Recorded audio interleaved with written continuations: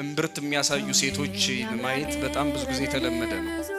ትንሽ ታሪኩን ልንገራችሁ። አዳም ራቁቱን ስለነበረ አፍሯል። ሔዋንም እንደዛው አፍራለች። በርቃኗ አለማፈር አትችልም።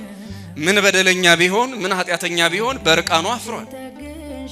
አሁን ያለው ትውልድ ወይም ደግሞ ዘመናዊ ነኝ የሚለው ትውልድ ለምን ነው በርቃኑ የማያፍረው? አንዳንድ የተገላለጡ አካላት ጌጥ ናቸው በዚህ ዘመን። የሚገርማችሁ በተለይ እምብርት ገልጠው ለሚሄዱ ሴቶች የተጻፈ መልእክት ታሪካዊ ዳራ ልንገራችሁ። አንድ አጥኚ የጻፈውን ነው የምነግራችሁ። እንግዲህ እውነት ይሁን ሐሰት መነሻ ሐሳቡ የጸሐፊው ነው። ምን ብሎ ጻፈ? በምዕራቡ ዓለም ከእናት ሆድ ውስጥ በተለየ ሁኔታ ጽንስን ማከናወንና ልጅ መውለድ የተለመደ ሆነ እና እነዚያ ከእናታቸው የተፈጥሮ ማህፀን ውጭ ሆነው የሚወለዱ ልጆች እምብርት የላቸውም ነበር። ምን የላቸውም አልኳችሁ? የተፈጥሮ ሲስተማቸውን ያጡ ናቸው። ስለዚህ እምብርት የላቸው። እንደምታውቁት እምብርት በእናት ሆድ ውስጥ እያለን መመገቢያችን ነው። አንዱ አፍን ተክቶ ምግብ በሱ ነበር ስንመገብ የነበረው በማህፀን ውስጥ። ስለዚህ ያ ሲስተም ለካ እነሱ ጋር የለም በማሽን ውስጥ የሚወለዱ ልጆች። ስለዚህ ከአደጉ በኋላ እያፈሩ እምብርት ድብልብል ሙቀጫ ስለሚመስሉ ይሸፍኑታል። በተፈጥሯቸው ያፍራሉ። ይሄንን የሚቃወሙ ሰዎች ደግሞ ስህተትን በስህተት መቃወም ፈለጉና እኔ እናቴ አመጣ የወለደችኝ በእናቴ የምኮራ ሰው ነኝ ለማለት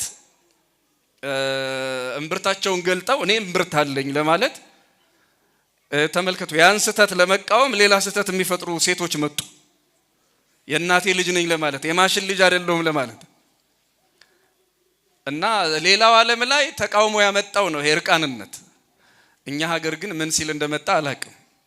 አንዳንድ ጊዜ ምክንያታቸውን የማናውቃቸው ስልጣኔ የሚመስሉ በደሎች አሉ፣ ምንም ከኛ ጋር ግንኙነት የሌላቸው። ለማንኛውም እርቃንነት መነሻ ሐሳቡ እዚህ ዓለም ላይ እንኳን ያለውን ብናይ ጌጥ አልነበረም። መነሻ ሐሳቡ ሰብአዊነትን አከብራለሁ የሚል ጥምዝ ወይም ደግሞ ግራ ዘመም ሐሳብ ይዞ የመጣ ነው። ለማለት የፈለኩት ግልጽ ነው።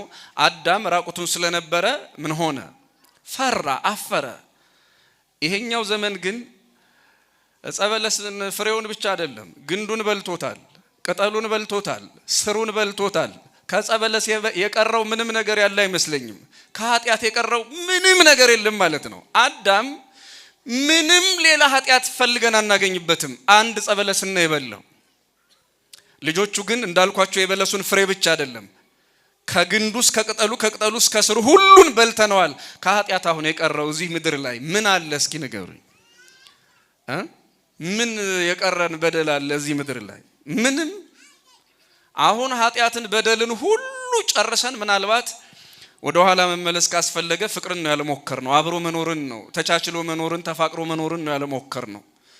እና ማፈር የሚገባን በእውነት እኛ ነበርን በእርቃናችን። ከልብስ አይደለም የሐሳብና የህሊና እርቃን ያላቸው የገጠማቸው ሰዎች ደግሞ አሉ። የትኛውም ጨርቅ ቢመጣ የትኛውም ልብስ ቢመጣ የማይሸፈን እርቃን ያላቸው ሰዎች አላፈሩም። ሰው ገድሎ ካላፈረ፣ ሰርቆ ካላፈረ፣ በደል ሰርቶ ካላፈረ ምንድነው የሚባለው ይሄ ነገር? ክርስቲያኖች በድሎ ያላፈረ ዲያብሎስ ብቻ ነው። እኛ የአዳም ልጆች እንበድላለን፣ ለባህሪያችን በደል ይስማማዋል።